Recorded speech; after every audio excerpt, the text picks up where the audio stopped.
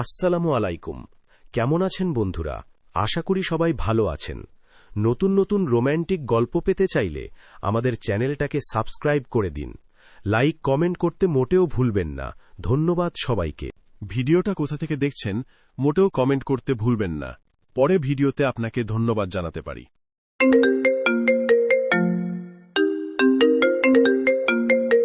Madam, আপনার দুধটা বের করবেন প্লিজ, খুব ক্ষুধা লাগছে। এই ফকিরের বাচ্চা সর, ইতর অসভ্য। ম্যাডাম দিন না প্লিজ, দেখেই মনে হচ্ছে অনেক টেস্টি। লজ্জা করছে না তোর থেকে বয়সে বড় একটা মেয়েকে এসব বলতে? লজ্জার কি আছে? আপনি রাস্তায় আপনার দুধ দেখায় বেড়াবেন আর মানুষ একটু খেতে চাইলেই দোষ। আমার দুধ আমি কাউকে খেতে দেবো না। দিন না ম্যাডাম দুধটা বের করে, এত সুন্দর সাদা টকটকের দুধ দেখেই তো লোভ লাগছে। ছোট লোকের বাচ্চা, আমার বাবা তোকে গ্রাম থেকে তুলে এনেছে, তোকে বাড়িতে কাজ দিয়েছে, আর তুই তার মেয়েকে নোংরা নোংরা কথা বলছিস। রিয়া আসিফকে মারতে গেলেই রিয়ার বান্ধবী রিমি ওকে আটকায়। কি করছিস কি?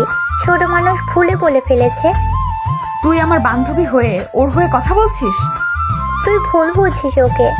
কিসের ভুল? তুই শুনিসনি ও আমার দুধ খেতে চেয়েছে? হ্যাঁ, ও দুধ খেতে চেয়েছে ঠিকই, কিন্তু তোর না, তোর ব্যাগে রাখা মিল্ক শেকটা খেতে চেয়েছে। রিমি রিয়ার ব্যাগের বোতল রাখার জায়গা থেকে মিল্ক শেপের বোতলটা বের করে দেখায়। হ্যাঁ, এই দুধটাই তো খাবো। ম্যাডাম তো বান্ধবী ম্যাডামকে বলেছিলেন যে বড় ম্যাডামের দেয়া এই দুধ নাকি খাবেন না, রাস্তায় যে ফেলে দিবেন। খাবার জিনিস ফেলে দেওয়ার দরকার কি ম্যাডাম? আমাকে দিন না, আমি খাই। রিয়া রিমির হাত থেকে বোতলটা নিয়ে আসিফের দিকে ছুঁড়ে মারে। নে খা, ছোট লোকের বাচ্চা। বোতলটা আসিফের গায়ে লেগে মাটিতে পড়ে যায়। মিল্ক শেপ কিছুটা আসিফের জামায় লাগে, বাকিটা মাটিতে ছড়িয়ে যায়। আসিফ হতাশ হয়ে মাটির দিকে তাকিয়ে থাকে। ইস, ফেলে দিলেন, পুরোটা নষ্ট হয়ে গেল। হ্যাঁ, নষ্টই করব। তোর মতো ছোট লোকের বাচ্চার মুখে নেওয়ার চেয়ে নষ্ট করা ভালো। এখন এখান থেকে যা, এখান থেকে এক্ষুনি বের হ আমার চোখের সামনে থেকে। রিয়া, এসব কি করছিস? ও তো সত্যি মিল্ক শেকটার কথাই বলছিল। তুই বিনা কারণে ওকে অপমান করলি, মারলি। চুপ কর রিমি, তুই সব জানতিস, তুই আমাকে ভুল বোঝালি। আর এই ইতরটা প্রথম থেকে ওর কথা বলার ধরনটা সন্দেহজনক ছিল। আমি জানতাম ও বাজে কথা বলছে। ম্যাডাম আমি তো খারাপ কিছু বলিনি, আপনিই ভুল বুঝেছেন। আর বাবা বলেছিল ফেলে দেওয়ার আগে যে কোনো খাবার আমাকে দিতে। তোর বাবার জন্যই তো আজ তোদের এত সাহস। কালই বাবাকে বলে তোকে গ্রামে ফেরত পাঠানোর ব্যবস্থা করব। যা। আসিফ কাঁদো কাঁদো মুখে সেখান থেকে চলে যায়। রিয়া রাগে ফুঁসতে থাকে। রিমি তার দিকে শান্তভাবে তাকায়। রিয়া, তোর না একটু ঠান্ডা হওয়া দরকার। তুই যা করলি সেটা ঠিক হলো না। ছেলেটা সত্যিই নির্দোষ ছিল, আর তোর বাবা তো ওকে ভালোবেসে এনেছেন। তুই এভাবে ছোট লোক বলে অপমান করলি। জানি না রিমি, আমার কেমন যেন অস্বস্তি লাগছিল। ওর কথাগুলো এমন ভাবে বলছিল, মনে হচ্ছিল ও তোর শরীরের কথা বলছে, আর তুই সেটাই ধরে নিলি। এটা তোর মানসিকতা রিয়া। সব সময় সবকিছুকে নোংরা চোখে দেখিস না। মানুষটা তার মাতৃভাষা আর সরলতা দিয়ে কথা বলছিল। আমি কি করব এখন? বাবা শুনলে? বাবার কাছে এসব কিছু বলার দরকার নেই। তুই এখন গিয়ে ছেলেটার কাছে সরি বলবি, এটাই একমাত্র উপায়। সরি? আমি কি ওকে? ইম্পসিবল। তুই জানিস তোর অহংকার আর সন্দেহ বাতিক তোকে কি ভুলটা করালো? যা এখন সরি বল, অথবা কাল যখন তোর বাবা জানবেন তখন এর চেয়েও বড় লজ্জা পেতে হবে। রিয়া কিছুক্ষণ চুপ করে থাকে, তার মুখে অনুশোচনা আর দ্বিধার ছাপ। শেষ পর্যন্ত সে মাথা নেড়ে রিমিকে অনুসরণ করে সেই দিকে হাঁটে যেদিকে আসিফ গিয়েছে। রিয়া তখনও রাগে কাঁপছে। দেখলি রিমি কেমন নাটক করছে? ছোট লোকের বাচ্চা কোথাকার। আমার দুধ যত সব ইতর। রিয়া, তুই বাড়াবাড়ি করছিস। ও সত্যি মিল্ক শেকটা চেয়েছিল, তুই ভুল বুঝেছিস। আর ছোট লোক বলে ওকে অপমান করাটা খুবই জঘন্য কাজ। ও, তোর আবার শুরু হলো সব সময় গরিবদের হয়ে ওকালতি করা। ওরা গরিব বলে তো ওদের এত সাহস, রাস্তায় যাকে তাকে যা খুশি বলতে পারে। ও তোকে নোংরা কথাটা বলেনি, তুই নিজের মন গড়া নোংরামি ওর কথার উপর চাপিয়ে দিয়েছিস। আর তোর বাবার দেওয়া খারাপ আর তোর বাবার দেওয়া খাবার নষ্ট করলি, এটাও কি ছোট লোকই নয়? আমার জিনিস আমি যা খুশি করব, আর আমি কাউকে সরি টরি বলতে যাব না। আমি জানি ও ইচ্ছে করেই এমন কথা বলেছে, যাতে আমি বিব্রত হই। গ্রামের নোংরা বুদ্ধি। তুই নিজের ভুলটা মানবি না? না, ঠিক আছে, চল এবার। তবে মনে রাখিস, তোর এই অহংকার একদিন তোকে বিপদে ফেলবে। রিয়া রিমিকে কোনো পাত্তা না দিয়ে হনহন করে হাঁটা শুরু করে। রিমি তার পেছনে যেতে যেতে দেখল আসিফ তখনও একটু দূরে গাছের নিচে বসে আছে, মন খারাপ করে মাটির দিকে তাকিয়ে। রিয়াকে বোঝানো বৃথা। ওর মনে যে তার অহংকার এত সহজে ভাঙবে না। ছেলেটা বড্ড কষ্ট পেল। রিমি কিছু দূর হেঁটে গিয়ে আবার ফিরে আসে। রিয়া ততক্ষণে অনেকটাই এগিয়ে গেছে। রিমি আসিফের কাছে যায়। আসিফ, শোনো। ম্যাডাম, আপনি? হ্যাঁ, শোনো। রিয়া আসলে একটু, ওর মাথাটা গরম ছিল, ও ভুল বুঝেছে। তুমি মন খারাপ করো না প্লিজ। না ম্যাডাম, মন খারাপ করব কেন? আমি তো গরিব, আমাদের তো মান সম্মান থাকে না। আপনারা যা বলবেন তাতেই খুশি থাকতে হয়। এমন কথা বলো না, সবাই সমান। আর তুমি কোনো ভুল করোনি। রিমি ব্যাগ থেকে একটা চকলেট বের করে আসিফের হাতে দেয়। নাও, এটা খাও। আর তোমার জামাটা, এখানে জল আছে, মুছে নাও। আসিফ কৃতজ্ঞতা ভরে চকলেটটা নেয় এবং রিমিকে দেখে মুগ্ধ হয়। আপনি খুব ভালো ম্যাডাম। আপনি রিয়া ম্যাডামের মতো নন। রিয়াও ভালো, ও ভিতরে অনেক রাগ আর জেদ জমে আছে, তাই হয়তো এমন করে। তুমি ওর কথাগুলো মনে রেখো না, কেমন? আর হ্যাঁ, রিয়া কাল হয়তো ওর বাবাকে বলতে পারে। যদি জিজ্ঞেস করে, তুমি কিন্তু বলবে যে তুমি মিল্কশেকটাই চেয়েছিলে। ঠিক আছে ম্যাডাম। রিমি তাকে সান্ত্বনা দিয়ে রিয়াকে অনুসরণ করে। রিয়া তখনও রাগে ফুঁসছে এবং রিমিকে দেখে বিরক্তি প্রকাশ করে। কোথায় ছিলি তুই এতক্ষণ? চল তাড়াতাড়ি, দেরি হয়ে যাচ্ছে। চল। রিয়া তখনও তার জেদে অটল, আর আসিফ তার সরলতা এবং অপমান নিয়ে একা বসে। এই ঘটনা রিয়াকে শিক্ষা দেবে না, বরং তার জেদ আরও বাড়িয়ে দেবে। সে নিজেকে সঠিক প্রমাণ করার জন্য নতুন পথ খুঁজবে। বাড়ি ফিরে রিয়া সোজা তার বাবা রায়হান সাহেবের কাছে যায়। রায়হান সাহেব তখন নিজের স্টাডি রুমে বসে খবরের কাগজ পড়ছিলেন। বাবা, তুমি শোনো তো, ওই আসিফ যাকে তুমি গ্রাম থেকে নিয়ে এসেছো, সে আমার সাথে কি করেছে? চশমার ফাঁক দিয়ে তাকান। কি হয়েছে মা? শান্ত হয়ে বলো। ও আজ আমাকে একটু ইতস্তত করে আসল কথাটা এড়িয়ে গিয়ে। ও আমাকে এমন কিছু কথা বলেছে বাবা, খুব নোংরা কথা। আমার মাথা খারাপ হয়ে যাচ্ছে। ও আমার মিল্কশেকটা চেয়েছিল, কিন্তু এমন ভাবে চেয়েছিল যেন যেন যেন কি মা? যেন ও আমার। কথাটা প্রায় মুখ ফসকে বেরিয়ে আসছিল, কিন্তু রিয়া কৌশল করে যেন ও আমার খুব ব্যক্তিগত কিছু একটা চেয়ে বসেছে। আমি ওকে বকলাম, বোতলটা ছুঁড়ে মারলাম, আর ও আমাকে কি বললো জানো? ছোট লোকের বাচ্চা বললে কি হবে? চশমা খুলে টেবিলে রাখেন রায়হান সাহেব গম্ভীরভাবে বলেন। রিয়া, তুমি কাউকে ছোট লোক বলেছো? হ্যাঁ বলেছে তো কি হয়েছে? ও তো ছোট লোকই, বাবার কাজের লোক। রিয়া, আর একবার যদি তোমার মুখে ছোট লোক শব্দটা শুনি, আমার থেকে খারাপ আর কেউ হবে না। আসিফ আমার কর্মচারী নয়, সে আমার আশ্রিত। আর সবার আগে সে একজন মানুষ, তোমার মতোই। মানুষ? ইস বাবা, তুমি কেন সবসময় ওদের পক্ষে কথা বলো? ওরা গরিব, নোংরা, অশিক্ষিত। ওদের সাহস দেখেছো? তোমার মেয়েকে আজও কি অপমানটাই না করেছে। আসিফ তোমার কি অপমান করেছে সেটা যদি স্পষ্ট করে না বলো, তবে আমি ধরে নেব দোষটা তোমারই ছিল। আর মিল্ক শেকের ব্যাপারটা রিমি আমাকে বলেছে। রিমি, ও আমার বান্ধবী হয়ে ওর পক্ষ নিচ্ছে, তুমিও নিচ্ছ কেন? কারণ সত্য সব সময় বড়লোকই বা গরিবানা মানে না। শোনো মা, আজ তুমি যে বাড়িতে আছো, যে পোশাকটা পরে আছো, তার দাম হয়তো আসিফের সারা জীবনের উপার্জনের চেয়ে বেশি। কিন্তু একটা কথা মনে রাখবে, টাকা দিয়ে মানুষ মাপা যায় না। আমি মানবো না। শোনো, এই যে তোমার অহংকার, এটা তোমাকে অন্ধ করে দিয়েছে। গরিবেরা কি? তারা তোমার মতোই মানুষ, তাদেরও খিদে পায়, হাসি কান্না আছে। তারা তোমার মতো এসি গাড়িতে ঘোরে না, রিক্সা চালায়। তারা তোমার মতো দামি খাবার খায় না, নুন ভাত খায়। কিন্তু তারা চুরি করে না, কারো ক্ষতি করে না। তারা কঠোর পরিশ্রম করে বাঁচে, বুঝলে? আর সেই পরিশ্রমের ফলটা তো আমি নিচ্ছি না। তুমি এক হবে না, তবে সম্মান তো দিতে শিখবে। আসিফ যা চেয়েছে তা যদি তোমার শরীর থেকে বের হওয়া কিছু হতো, তবে তোমার রাগটা করাটা স্বাভাবিক ছিল। কিন্তু সেটা ছিল মিল্ক শেক। তার সরলতা তুমি বুঝতে পারোনি, কারণ তোমার মনটা অহংকারে ভরা। না, ও ইচ্ছে করেই ওই নোংরা কথাটা বলেছিল। আর তুমি যদি ওকে না তাড়িয়ে দাও, তাহলে আমি কাল থেকে ওর সাথে কথাই বলবো না। এটাই তোমার সমস্যা রিয়া, তুমি মানতেই চাও না যে তুমি ভুল।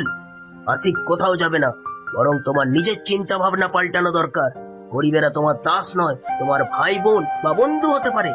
মানুষের ভেতরের মূল্যটা বোঝার চেষ্টা করো। রিয়া রাগে ফুঁসতে ফুঁসতে ঘর থেকে বেরিয়ে যায়।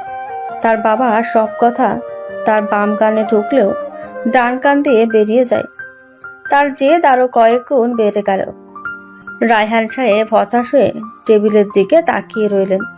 তিনি জানেন তার মেয়েকে বোঝানো সহজ নয়। বাবার কথায় রিয়া শান্ত হওয়ার বদলে আরো জেদি হয়ে উঠল। সে মনস্থির করল আসিফকে এমন শিক্ষা দেবে যাতে সে আর কোনোদিন তার মুখের ওপর কথা বলার সাহস না পায়, বা তার বাবাকেও যেন কোনোদিন তার বিপক্ষে যেতে না হয়। পরের দিন সকালে রিয়া তার মাকে না জানিয়ে আসিফের জামা কাপড়ের ট্রাঙ্কের কাছে গেল। আসিফ তখন বাগানে কাজ করছিল। রিয়া চটজলদি তার ট্রাঙ্কের ভেতরে থাকা নতুন দুটি শার্ট এবং একমাত্র ভালো প্যান্টটি বের করে নিল। সেগুলো নিয়ে সে সোজা বাড়ির পিছনে, যেখানে পুরনো জিনিস পোড়ানো হয়, সেখানে গিয়ে আগুনে ফেলে দিল। কিছুক্ষণের মধ্যেই আসিফের জামা কাপড়গুলো উড়ে ছাই হয়ে গেল। রিয়া এক কোণে লুকিয়ে সবটা দেখল। তার মুখে এক পৈশাচিক হাসি। এবার বুঝবি আমার সাথে লাগলে কি হয়। বাবা আমাকে যা খুশি বলুক, আমি তোকে থাকতে দেব না। দুপুরে কাজ শেষে আসিফ যখন স্নান করে এসে জামা কাপড় পাল্টাতে গেল, তখন দেখল তার ট্রাঙ্ক ফাঁকা। তার নতুন শার্টগুলো নেই। হতভম্ব হয়ে সে চারিদিকে খুঁজতে লাগলো। তার চোখ জলে ভরে উঠল, কারণ ওই কাপড়গুলো ছিল তার বাবা মায়ের দেওয়া শেষ উপহার। কই গেল আমার জামাগুলো? আসিফ জানে না যে এটা রিয়া করেছে।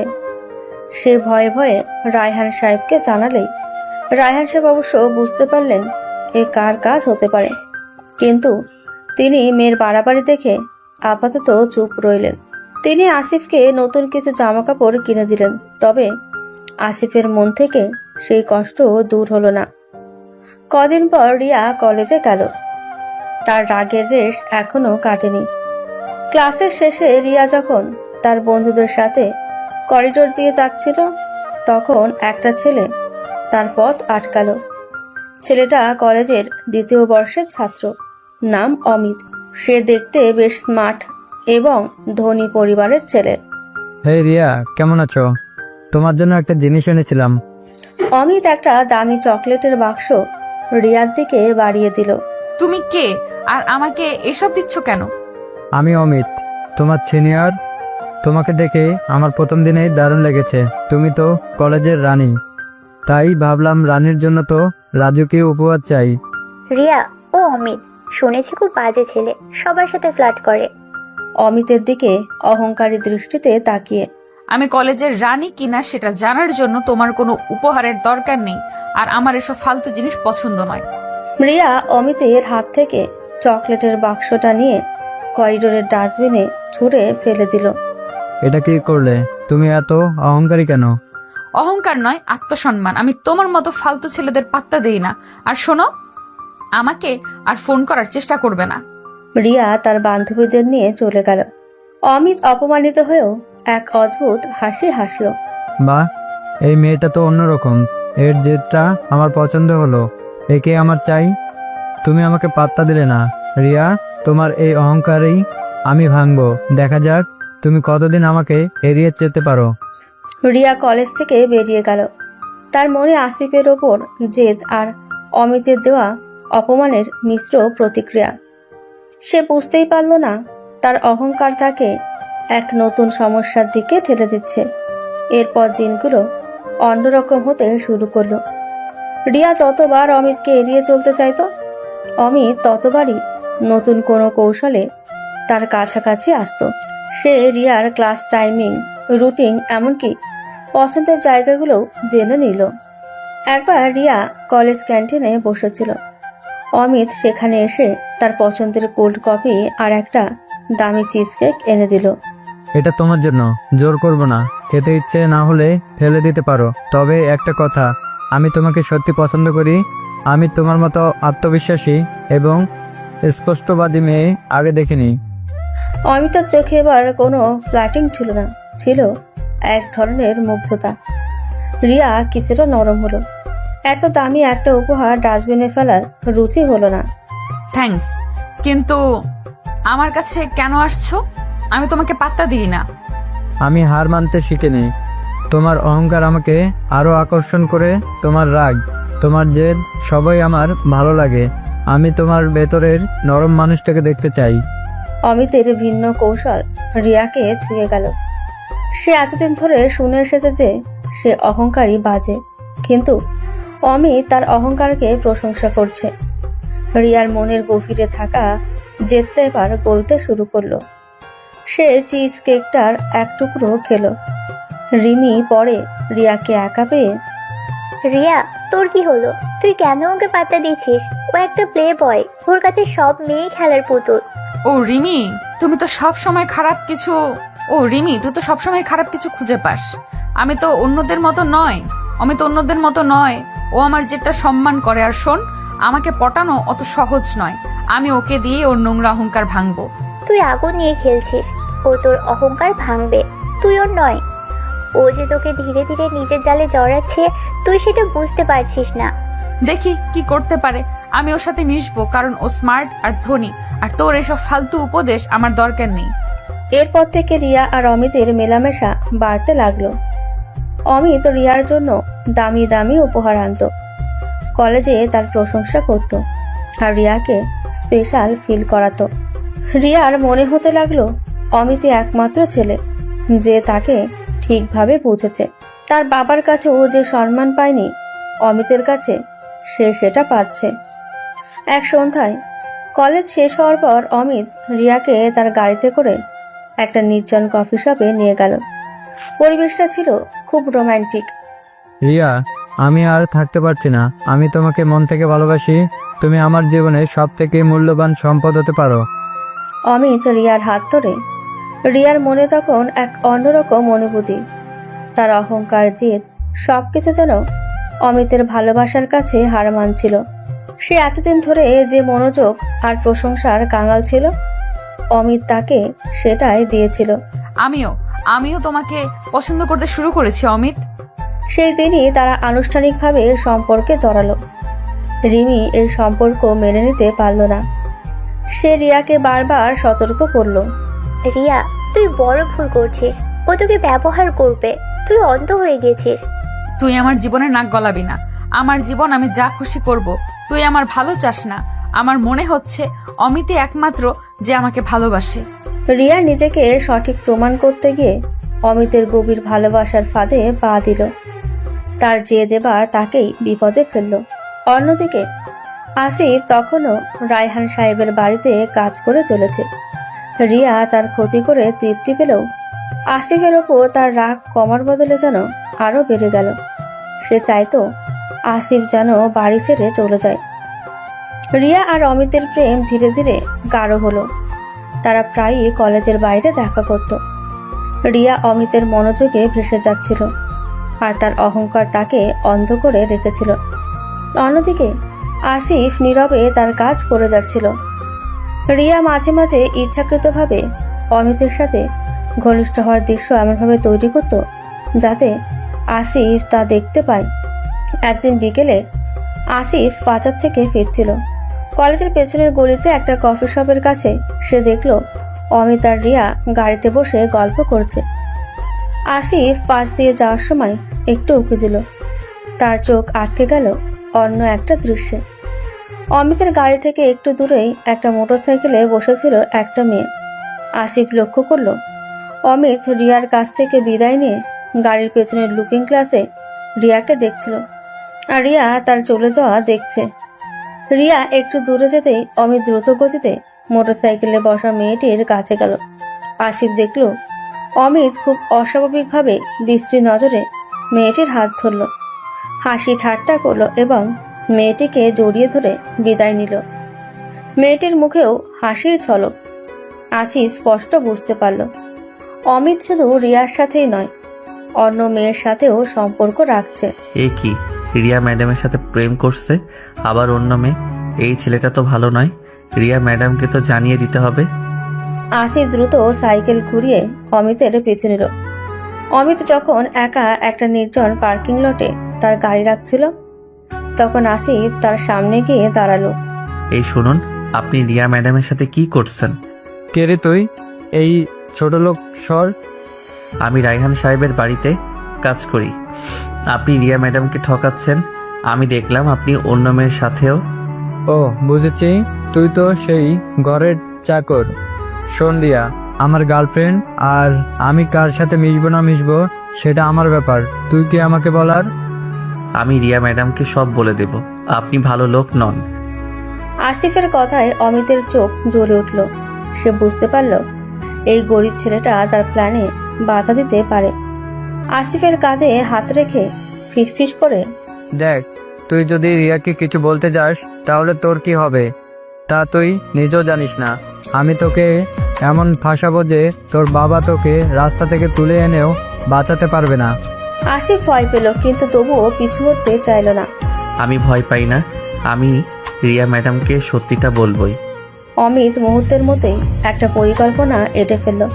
সে জানে রিয়া কতটা অহংকারী আর জেদি, আর রিয়া তার কথা সহজে বিশ্বাস করবে না এবং আসিফকে মিথ্যাবাদী প্রমাণ করা সহজ হবে।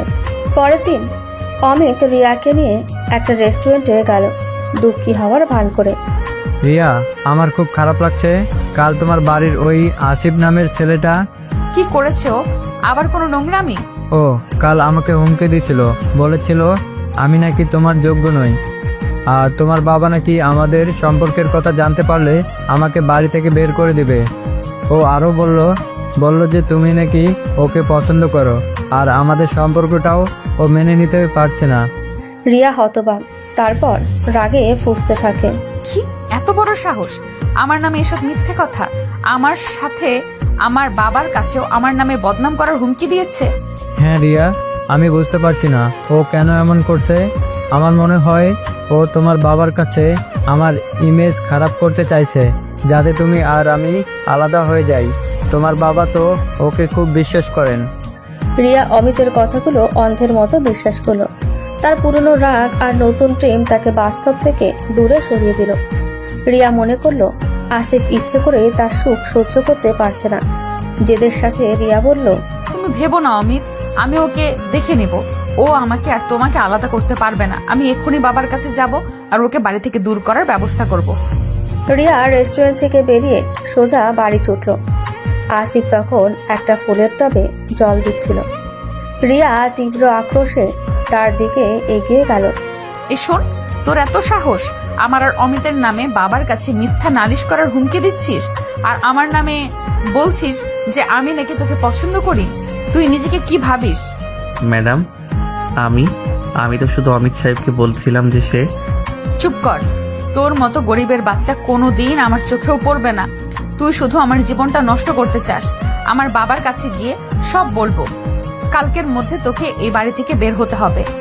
আসিফ বুঝতে পারল অমিতের পাত্তা ফাঁদে সে ফেসে গেছে। রিয়া তার কোনো কথাই শুনবে না। তার চোখ ছলছল করে উঠল। রিয়া ম্যাডাম, আপনার আজ অনেক টাকা, অহংকার আর ক্ষমতা।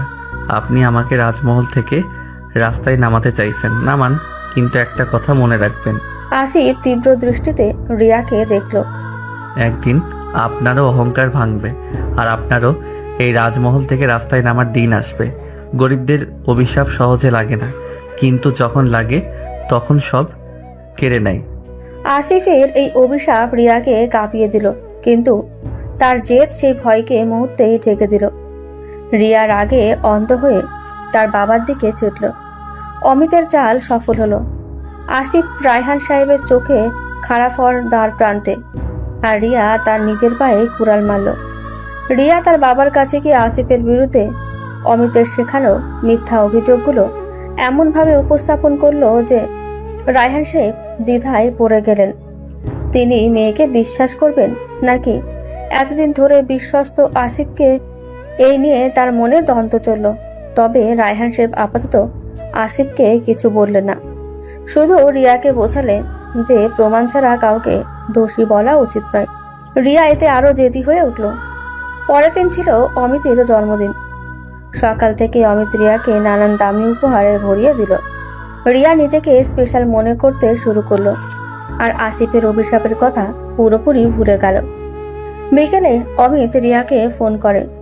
রিয়া, আজ আমার জন্মদিন। আমি তোমার সাথে একটু একা সময় কাটাতে চাই। একটা খুব স্পেশাল সারপ্রাইজ আছে তোমার জন্য। কোথায়? আমার মামার একটা ফ্ল্যাট আছে, ওই কলেজের থেকে কাছেই, এখন খালি থাকে। সেখানে একটা ছোটখাটো আয়োজন করেছি। শুধু তোমার আর আমার জন্য, কেউ থাকবে না। প্লিজ আসো। রিমি বারবার রিয়াকে অমিতের সাথে একা যেতে নিষেধ করেছিল। রিয়া, তুই বুঝছিস না কেন? ও তোকে খালি ফ্ল্যাটে কেন ডাকছে? ওর মতলব খারাপ। তুই যাস না প্লিজ। আজও জন্মদিন। ও যদি তোকে সত্যিই ভালোবাসে তাহলে সবাই মিলে সেলিব্রেট করুক। তোর কেন এত সমস্যা?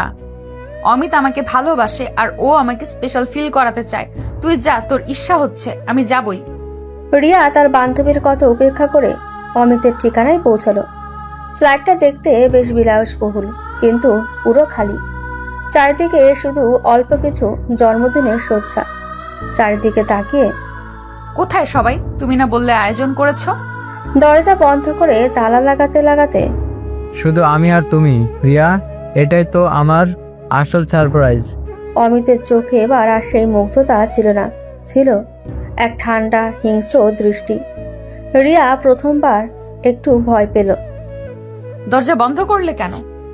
রিয়ার দিকে এগিয়ে আসতে আসতে, আর কেন? আজ আমার জন্মদিন, আর আমার জন্মদিনের সেরা উপহার তো তুমিই হবে রিয়া। তোমার ওই অহংকার, তোমার এই জেদ, আজ আমি সব ভাঙবো। কি বলছো তুমি এসব? অমিত, কি ভাবছিলে আমি তোমার মতো অহংকারী ধনী মেয়েকে মন থেকে ভালোবাসি? হ্যাঁ, তোমার মতো 10টা মেয়ে আমার পেছনে ঘোরে। তুমি আমাকে প্রথমে অপমান করেছিলে, তাই আমার জেদ চেপে গিয়েছিল। তোমাকে পটানোটা আমার একটা চ্যালেঞ্জ ছিল। অমিতের কথাগুলো শুনে রিয়ার মাথায় আকাশ ভেঙে পড়ল। তার সারা শরীর কাঁপতে শুরু করলো। আসিফের অভিশাপের কথা তার মনে পড়ল। তুমি মিথ্যা বলেছো। অবশ্যই, তোমার মতো ইগো ভর্তি মেয়েদের পটাতে গেলে একটু অভিনয় তো করতেই হয়। আর কখন? অমিত জোর করে রিয়ার হাত ধরল। এখন আমার খেলার পালা। আজ তোমার অহংকারটা আমি পায়ে মিশে দিব। রিয়া নিজেকে ছাড়ানোর জন্য প্রাণপণ চেষ্টা করতে লাগলো। সে চিৎকার করার চেষ্টা করলো, কিন্তু অমিত তাকে চেপে ধরল। ছাড়ো আমাকে অমিত, রিমি ঠিক বলেছিল। বাবা বাঁচাও আমাকে। কেউ নেই রিয়া, তোমার অহংকারের রাজমহল আজ ভাঙতে চলেছে। আজ তোমার সব অহংকার আমি শুষে নিব।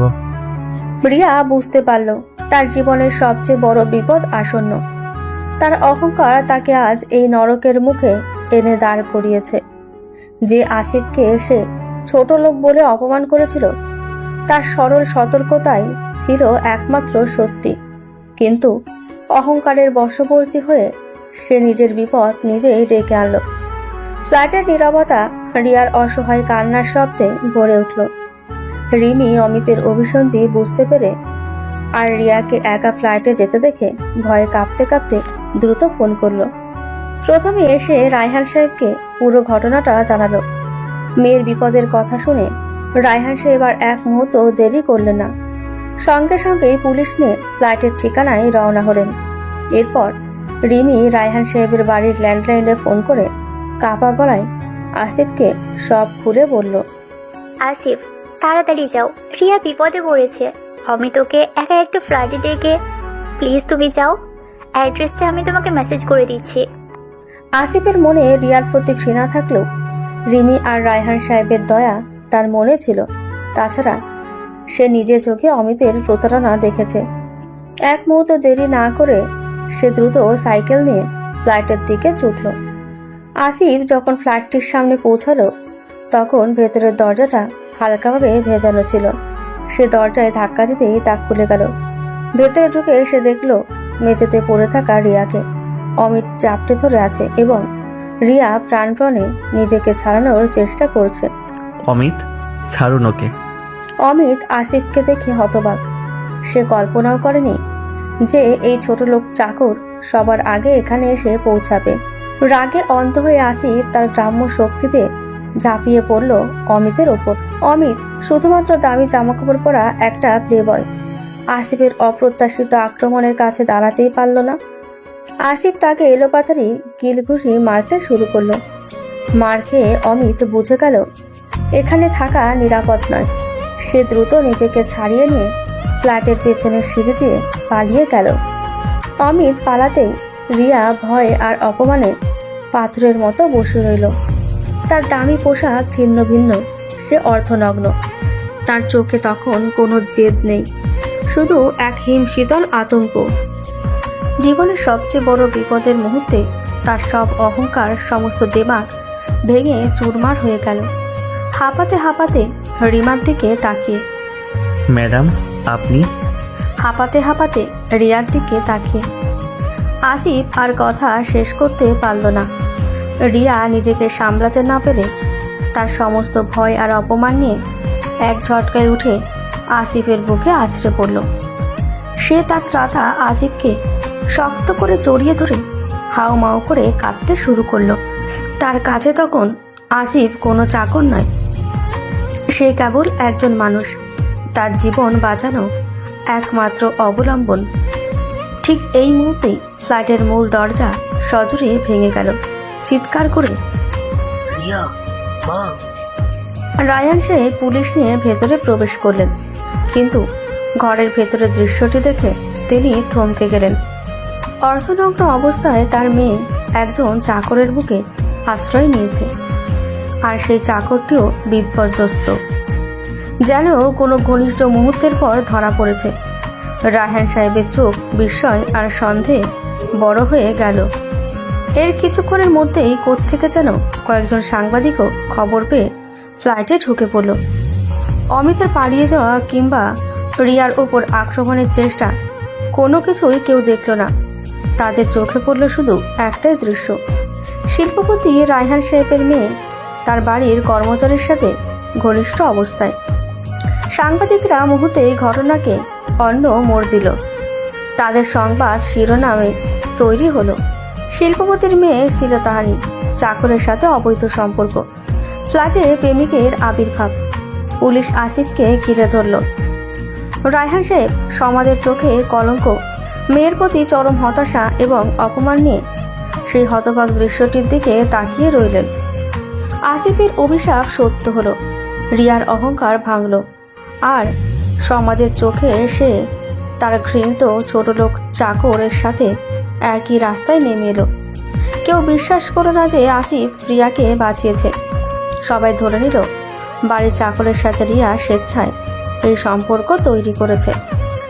সেই দিনের ঘটনার পর রায়হান সাহেবের রাজমহলে যেন শ্মশানের নীরবতা নেমে এলো।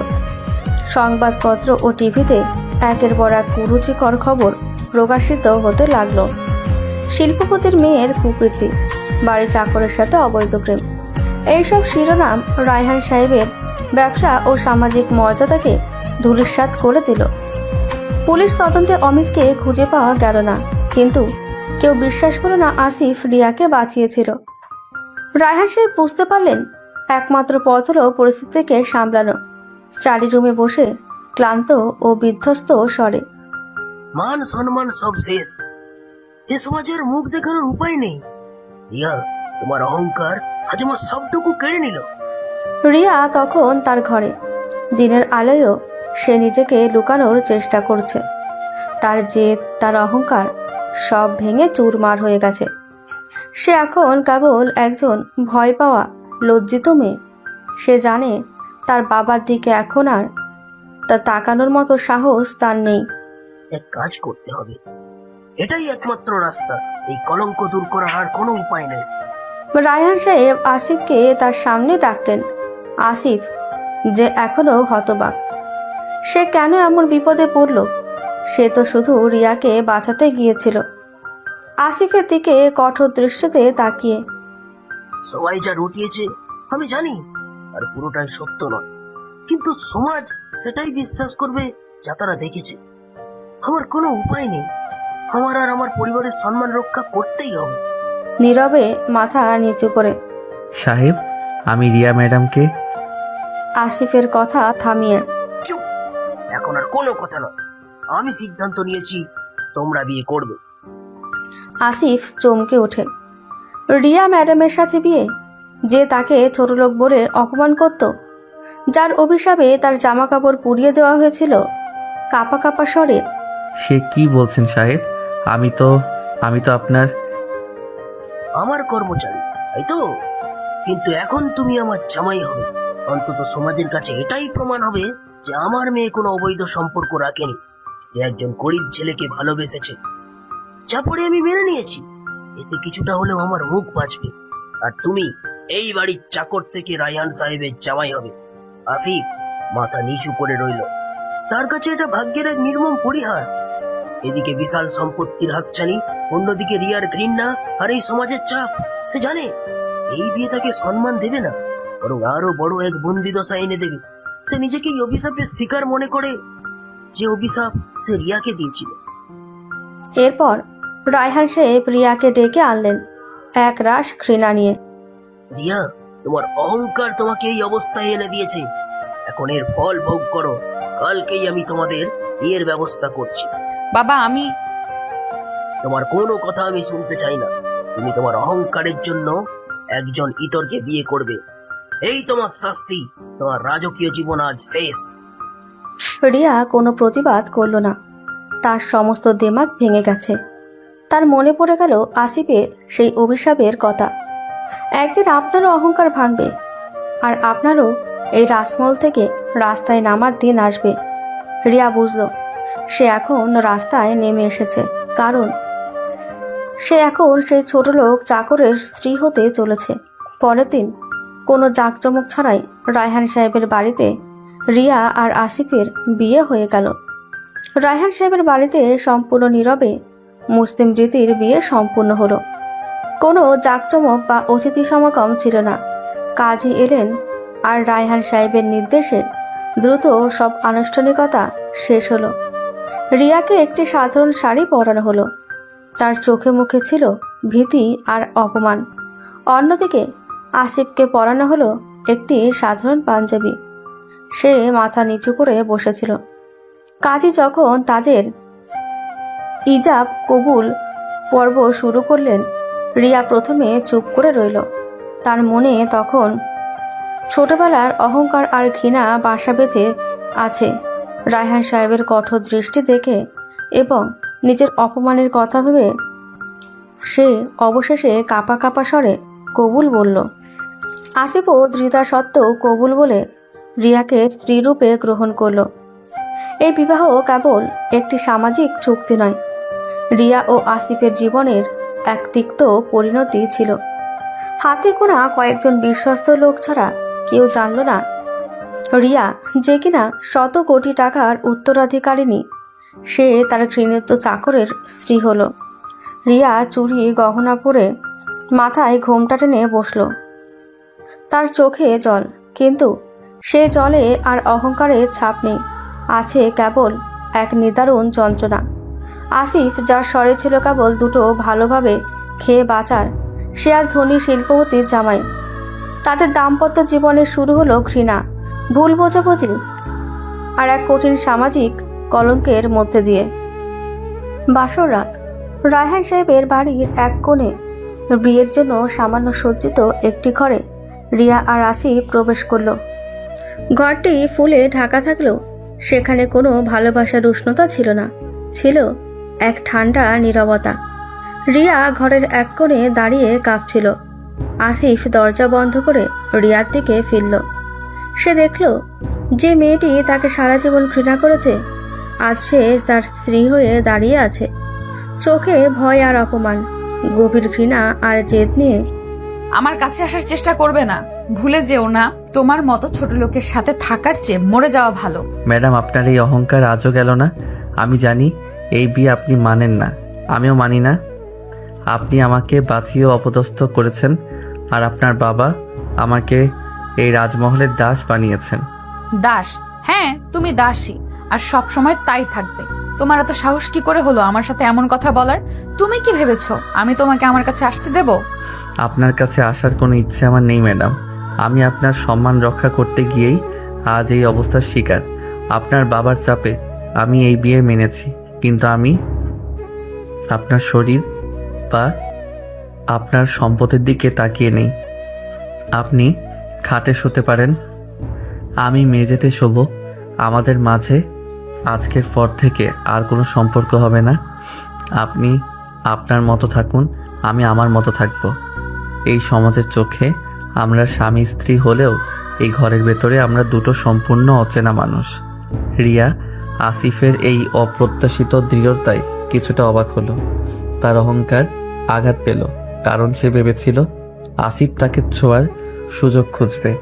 আহত অহংকার নিয়ে, বেশ ভালোই তো। আমি চাইও না তোমার মতো কেউ আমার আশেপাশে থাকুক। রিয়া দ্রুত খাটে গিয়ে শুয়ে পড়ল, নিজেকে চাদর দিয়ে পুরোপুরি ঢেকে নিল। সে কেঁপে উঠল, যদিও তার মনে সামান্য স্বস্তি এলো। আসিফ নিঃশব্দে মেঝেতে একটি পুরনো চাদর বিছিয়ে শুয়ে পড়ল। তাদের মাঝখানে রইল শুধু শূন্যতা, ঘৃণা আর তাদের ভিন্ন জীবনযাত্রার ব্যবধান। বাইরে দুনিয়ার কাছে তারা স্বামী স্ত্রী, কিন্তু সে বাসর রাত তাদের সম্পর্ককে আরও বেশি বিচ্ছিন্ন করে দিল। পরের দিন সকালে রায়হান সাহেব রিয়া ও আসিফকে তার স্টাডি রুমে ডাকলেন। দুজনেই ক্লান্ত আর বিধ্বস্ত। রিয়া তখনও তার রাতের অপমানের রেশ কাটিয়ে উঠতে পারেনি, আর আসিফের চোখে ছিল অজানা ভবিষ্যতের অনিশ্চয়তা। কোনো ভূমিকা না করে সরাসরি বলেন, শোনো, আমি তোমাদের ডেকেছি একটা চূড়ান্ত সিদ্ধান্তের জন্য। এই শহরে থাকা আর সম্ভব নয়। আমার ব্যবসা, আমার সামাজিক সম্মান সব এখন এই কলঙ্কের নিচে চাপা পড়ে গেছে। কিন্তু বাবা। রিয়াকে থামিয়ে দিয়ে, চুপ! এই সব তোমার জেদ আর অহংকারের ফল। এখন তার মূল্য তোমাকেই দিতে হবে। আমি তোমাদের দুজনকে এই শহর থেকে দূরে পাঠাতে চাই। কোথায় সাহেব? তোমাদের গ্রাম। আসিফ, তুমি তোমার স্ত্রীকে নিয়ে গ্রামে চলে যাবে। এই কথা শুনে রিয়া আর আসিফ দুজনেই চমকে উঠল। রিয়া, যে সারা জীবন বিলাসবহুল জীবনযাপন করেছে, সে যাবে গ্রামে? আর আসিফ, যে এই শহরকে আলোর ঝলকানি দেখেছিল, সে আবার ফিরবে অন্ধকারে? না বাবা, আমি গ্রামে যাব না। ওখানে কোনো সুযোগ সুবিধা নেই। আমি তোমার মেয়ে। এখন তুমি আসিফের স্ত্রী, আর তোমার স্বামীর ঘর সেখানেই। তুমি ভাবছো আমি তোমাকে আমার চোখে দেখবো? আমার বাড়িতে থাকা মানে প্রতিদিন এই কলঙ্কে নতুন করে জিয়ে তোলা। তোমরা এখন গ্রামেই থাকবে। আমি তোমাদের জন্য সেখানে একটা ছোটখাটো থাকার ব্যবস্থা করে দেব, আর তোমার গচ্ছাদানের জন্য সামান্য একটা চাষের জমি দেব। সাহেব, আপনি যা ভালো মনে করেন। আসিফ, আমি তোমাকে বিশ্বাস করি। তুমি সরল ছেলে। আমার মেয়ে ভুল পথে গিয়েছিল, তুমি তাকে রক্ষা করতে গিয়ে এই জালের শিকার হয়েছো। এখন আমার মেয়েকে সঠিক পথে আনা তোমার দায়িত্ব। আমি আশা করি তুমি রিয়াকে বোঝাবে। বাবা, এটা কি ধরনের শাস্তি দিচ্ছ আমাকে? আমি থাকতে পারবো না ওখানে। আমি তো তোমার মেয়ে। তুমি আমার মেয়ে বলেই তো তোমাকে এই শাস্তি দিচ্ছি। যাও, সেখানে গিয়ে মানুষের জীবন কেমন হয় সেটা বোঝো। টাকা আর অহংকার দিয়ে সব কেনা যায় না। যতক্ষণ না তুমি তোমার এই অহংকার ভাঙবে, ততক্ষণ তোমরা শহরে ফিরতে পারবে না। তোমাদের খরচ আমি প্রতি মাসে পাঠিয়ে দেব, কিন্তু এর বেশি কিছু নয়। রায়হান সাহেব তার সিদ্ধান্ত জানিয়ে দিলেন। রিয়া তার বাবার পায়ে লুটিয়ে পড়ে অনেক অনুরোধ করল, কিন্তু রায়হান সাহেব অবিচল রইলেন। রিয়া যে অন্যকে ছোট লোক বলে ঘৃণা করত, আজ সে নিজে সেই ছোট লোকের সাথে তার ঘৃণিত গ্রামে যেতে বাধ্য হলো। তার রাজত্ব শেষ হলো, শুরু হলো কঠিন এক নতুন জীবন। রায়হান সাহেবের সিদ্ধান্তের পর রিয়া আর আসিফের হাতে সময় ছিল না। কোনো বড় আয়োজন বা প্রস্তুতি ছাড়াই রিয়াকে প্রায় এক কাপড়ে সে গ্রামমুখী হতে হলো, যেখানে সে একদিন আসিফকে ছোট লোক বলে ঘৃণা করত। রায়হান সাহেব শুধুমাত্র তাদের যাতায়াতের জন্য কিছু টাকা দিলেন, যা দিয়ে বিলাসবহুল কোনো ব্যবস্থা করা সম্ভব ছিল না। পরের দিন সকালে রিয়া তার দামি লাগেজগুলো ফেলে শুধু একটা ছোট ব্যাগ হাতে নিয়ে আসিফের সাথে বের হলো। তাদের যাত্রা শুরু হলো লোকাল বাসে। রিয়া কোনোদিন লোকাল বাসে চড়েনি। বাসের ভেতরে তীব্র গরম, অসহ্য ভিড়, আর পাশে থাকা যাত্রীদের গায়ের ঘামের উৎকট গন্ধে রিয়া বারবার বমি করার উপক্রম হলো। বিরক্তিতে মুখ বিকৃত করে, উফ, কি অসহ্য, কি নোংরা এই জায়গাটা। তুমি কেন একটা ট্যাক্সি বা ভালো গাড়ির ব্যবস্থা করলে না? ম্যাডাম, বাবা যে টাকা দিয়েছেন তাতে এর চেয়ে ভালো কিছু সম্ভব নয়। এইভাবেই গ্রামের মানুষ যাতায়াত করে। আর আপনি তো এক কাপড় এসেছেন, আপনার ব্যাগও ছোট। আমরা তো ভাগ্যক্রমে বসতে পেরেছি। তোমার মতো ছোট লোককে বিয়ে করার ফল আমার জীবনটা নরক হয়ে গেল। এরপর বাস থেকে নেমে তাদের পৌঁছতে হলো এক লোকাল ট্রাকে। পণ্য বোঝায় সেই ট্রাকে কোনো বসার জায়গা ছিল না। রিয়াকে দাঁড়িয়ে থাকতে হলো। তার ট্রাকের ঝাঁকুনিতে তার শরীর প্রায় ভেঙে পড়ার জোগাড় হলো। রাস্তার ধুলো আর কাদা এসে তার মুখে মাথায় পড়ল। রিয়াকে দেখে মনে হচ্ছিল সে যেন কোনো রাজকুমারী থেকে হঠাৎ পথের ভিখারিতে পরিণত হয়েছে। কান্না ভেজা কণ্ঠে, আমি আর পারছি না, আমার শ্বাস বন্ধ হয়ে আসছে। তুমি কি ইচ্ছে করে আমাকে কষ্ট দিচ্ছ? ম্যাডাম, আপনাকে কেউ কষ্ট দিচ্ছে না, এটা বাস্তব জীবন। আপনার বাবা চেয়েছেন আপনি এই জীবন দেখুন, সহ্য করুন। এটাই আপনার নতুন ঠিকানা। দিনের শেষে যখন তারা গন্তব্যে পৌঁছালো, তখন রিয়া ধুলোমাখা, বিধ্বস্ত এবং সম্পূর্ণ ক্লান্ত। তার সমস্ত অহংকার যেন এই যাত্রাপথে ভেঙে চুরমার হয়ে গিয়েছিল। সে দেখল গ্রামটা একেবারেই অনুন্নত, ছোট ছোট মাটির বাড়ি, কাঁচা রাস্তা, আর চারপাশে দারিদ্র্যের ছাপ স্পষ্ট। আসিফের ছোট মাটির দোতলা ঘরের সামনে এসে রিয়া থমকে দাঁড়াল। এটাই তার নতুন ঠিকানা। রিয়াকে দেখে গ্রামের মানুষজন ফিসফিস করে কথা বলতে শুরু করলো। রিয়া বুঝল তার অতীত তাকে এখানেও শান্তিতে থাকতে দেবে না। তার চোখের কোণে জল জমল, কিন্তু এবার আর অহংকার নয়, সেই জল ছিল কেবলই অসহনীয় কষ্টের। তার বিলাসবহুল জীবন শেষ, শুরু হলো অস্তিত্বের লড়াই। অবশেষে রিয়া আর আসিফ গ্রামে পৌঁছালো। সূর্য তখন পশ্চিম আকাশে হেলে পড়েছে। তাদের বাড়ি পৌঁছানো শেষ অংশটুকু ছিল কাঁচা রাস্তা ধরে পায়ে হেঁটে যাওয়া। রিয়া তখনও তার অভ্যাস ছাড়তে পারেনি। পায়ে পড়েছিল 3 ইঞ্চি উঁচু হিল। ম্যাডাম, আপনার হিলটা খুলে নিন। এই রাস্তা কাঁচা, কালকে রাতের বৃষ্টিতে কাদা জমে আছে, পড়ে যাবেন। তাচ্ছিল্যের হাসি হেসে, আমি হিল পরে হাঁটি ছোটবেলা থেকে। তোমার মতো কাঁচা রাস্তায় হাঁটার অভ্যাস নেই বলে যে আমি পড়ে যাব এমনটা ভেবো না। আর শোনো, তুমি আমাকে ম্যাডাম বলবে না, আমার নাম রিয়া। আপনার যা ইচ্ছে, তবে সাবধানে।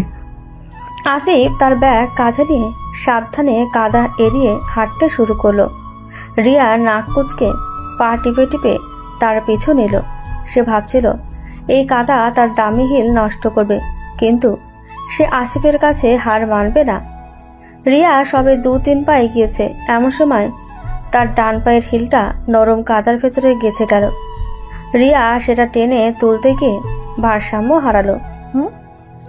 সে এক মুহূর্তের জন্য শূন্যে ভাসল।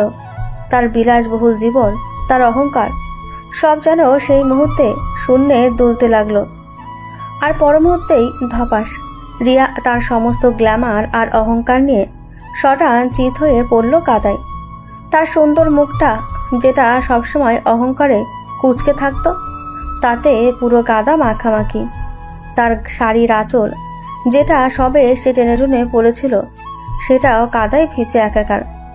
রিয়া তখন পুরো কাদামাখা একটি জীবন্ত মূর্তির মতো। ঘুরে দাঁড়িয়ে দৃশ্যটা দেখে প্রথমে একটু থমকে গেল, তারপর মুখ চেপে হাসলো। ম্যাডাম, মানে রিয়া, আমি তো বলেইছিলাম। রাগে কাঁপতে কাঁপতে কাদা মাখা হাতে উঠে দাঁড়ানোর চেষ্টা করতে করতে, এই হাসছো কেন? তুমি ছোট লোক কোথাকার? রিয়া যত নড়তে চেষ্টা করলো তত কাদা তার শরীরে মাখলো। তার অবস্থা দেখে গ্রামের 2-4 লোক যারা দূরে দাঁড়িয়ে ফিসফিস করছিল তারা আর হাসি চেপে রাখতে পারল না। তারা হেসে উঠল। হাসি কোনো মতে চেপে দাঁড়ান, আমি তুলছি। আপনি তো নিজেই প্রমাণ করে দিলেন আপনার অহংকার আপনাকে মাটিতে নামিয়ে দিয়েছে। আসুন। আসিফ তার হাত বাড়িয়ে দিল।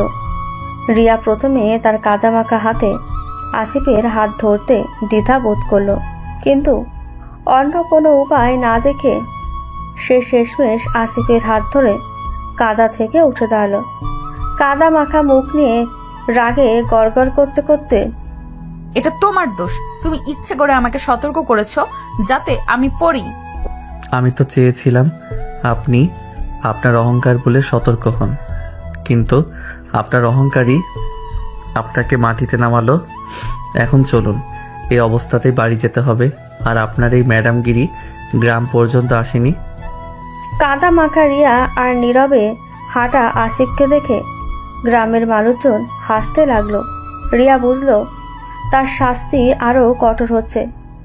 তার দামি হিলজোড়া কাদার মধ্যে গেঁথে পড়ে রইল তার অহংকারের শেষ প্রতীক হিসেবে। কাদার মধ্যে পড়ে যাওয়ার চরম অপমানের পর রিয়া কোনো মতে আসিফের বাড়িতে পৌঁছালো। বাড়ি বলতে মাটির দেওয়াল আর টিনের ছাদের একটি ছোট্ট ঘর। আধুনিক শৌচাগার নেই, এমনকি বিশুদ্ধ পানীয় জলেরও অভাব। প্রথম রাতটা ছিল রিয়ার জন্য বিভীষিকাময়। ঘরে একটা কেরোসিনের বাতি জ্বালিয়ে, এটাই আলো। শহরে তো এসি ছাড়া ঘুমাতেন না, এখানে শুধু একটা হাত পাখা আছে। গরমে রিয়া অস্থির হয়ে উঠল। মশা তার সারা শরীরে কামড়াচ্ছিল। তার দামি মশারি তো নেই, একটি পুরনো নেট দিয়ে কোনো মতে ঢাকা। গরম ও মশার কামড়ে ছটফট করতে করতে, উফ, কি অসহ্য গরম আর মশা। মশা আমাকে ছিঁড়ে খাচ্ছে। তুমি এটা সহ্য করো কি করে? অভ্যাসে। আপনি এক কাজ করুন, গায়ে একটা পাতলা চাদর জড়িয়ে নিন। আর মশা মারার ধোঁয়া তো এখানে সবসময় পাওয়া যায় না।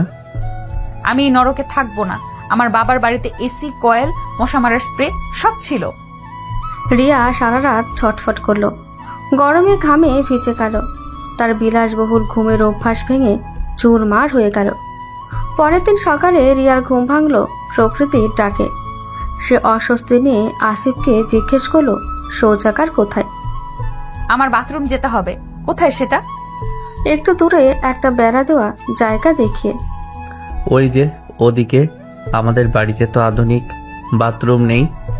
রিয়া স্তম্ভিত হয়ে দেখল সেটা একটি অপরিষ্কার বেড়া দেওয়া কাঁচা শৌচাগার। সেখানে জল নিতে হয় বালতি করে। এটা কি? এই নোংরা জায়গায় আমি যাব? আমি কোনোদিন এসব শৌচাগার ব্যবহার করিনি। এটা আপনার বাবার টাকা দিয়ে কেনা বিলাসবহুল বাথরুম নয়, গ্রামের এটাই বাস্তবতা। অভ্যেস করতে হবে। রিয়া প্রথমে যেতে অস্বীকার করলো, কিন্তু পেটের তাগিদে তাকে বাধ্য হয়ে সে অপরিষ্কার শৌচাগার ব্যবহার করতে হলো। বের হয়ে সে প্রায় কেঁদে ফেলেছিল অপমানে আর ঘৃণায়। শহরের নামী রেস্তোরাঁর খাবার খাওয়া রিয়াকে এখানে খেতে হলো সাধারণ শাক ভাত। রান্নার জন্য জল আনতে হলো অনেক দূর থেকে। খাবার দেখে, এটা কি? এটা খাওয়া যায়? আমি এ খাবার খাই না। আর জল কোথায়? জলের বোতল কোথায়? জল এই পুকুর থেকে আনতে হয়, ফুটিয়ে পান করতে হয়। বাড়িতে কুয়া আছে, কিন্তু অনেক গভীর। আর খাবার, এটা এখানকার খাবার। খেতে না পারলে না খান। এখানে দামি রেস্টুরেন্টে। রিয়ার ক্ষুধা পেল, কিন্তু সেই খাবার সে মুখে দিতে পারল না। রাতে তার পেটে জ্বালা শুরু হলো। তার সব বিলাসিতা, তার সব অহংকার এখন তার জীবনের সবচেয়ে বড় বাধা হয়ে দাঁড়ায়। সে বুঝতে পারল এই গ্রামে তার ম্যাডামগিরি চলবে না। জীবন এখানে অনেক কঠিন, অনেক কঠোর। গ্রামের রিয়ার জীবন দুর্বিষহ হলেও সে তার অভ্যাস ছাড়তে পারছিল না। খাবার, জল, শৌচাগার সবকিছুতে সে তার বিরক্তি প্রকাশ করত। গ্রামের সরল মানুষগুলোর সাথেও সে খারাপ ব্যবহার শুরু করলো। এক দুপুরে আসিফ যখন তার জন্য সামান্য দোকানটি গোছাতে বাইরে গিয়েছিল, তখন রিয়া তাদের বাড়ির কুয়া থেকে বালতিতে জল তোলার চেষ্টা করছিল। রিয়া তো কোনোদিন এই কাজ করেনি। এ বালতি কুয়ার ভেতরে পড়ে গেল। বিরক্তিতে পা ঠুকতে ঠুকতে উফ, কোথাকার অপদার্থ কুয়া এটা! এখন আমি কি করব? পাশের বাড়ির একজন বয়স্ক মহিলা, যার নাম শশী মাসি, তিনি রিয়ার চিৎকার শুনে এগিয়ে এলেন। শশী মাসি খুবই দরিদ্র, কিন্তু হৃদয় দিয়ে তিনি গ্রামের ধনী দরিদ্র নির্বিশেষে সকলকেই ভালোবাসেন। কি হয়েছে বৌমা? তোমার আলতি পড়ে গেছে বুঝি? দাঁড়াও, আমি তুলে দিচ্ছি। আপনি কেন? আপনি তো নোংরা, আপনি ধরবেন না। আমি আসিফকে দিয়ে পরে করব। যান এখান থেকে। শশী মাসির চোখে সামান্য জল এলো, তিনি রিয়াকে কিছু বললেন না। তিনি হাসি মুখে তার কোমরে জড়ানো দড়িটা টেনে কুয়ার ভেতরে ফেলে দিলেন, আর দক্ষতার সাথে মুহূর্তের মধ্যেই বালতিটা তুলে আনলেন। বালতিটা এগিয়ে দিয়ে, নাও বৌমা, প্রথম প্রথম অসুবিধা হবে, আস্তে আস্তে সব ঠিক হয়ে যাবে। তুমি তো শহরের মেয়ে, তোমার কষ্ট হচ্ছে। তুমি যদি কিছু না পারো আমাকে বলবে, আমি আছি তোমার পাশে। রিয়ার কঠোর ব্যবহার সত্ত্বেও শশী মাসির এই আন্তরিক ব্যবহার রিয়াকে অবাক করলো। সে কিছু বলতে পারল না। অন্য একদিন রিয়া দুপুরে একা রান্না করতে গিয়ে হাতে ফোসকা ফেলে দিল। যন্ত্রণায় সে কাঁদতে শুরু করলো।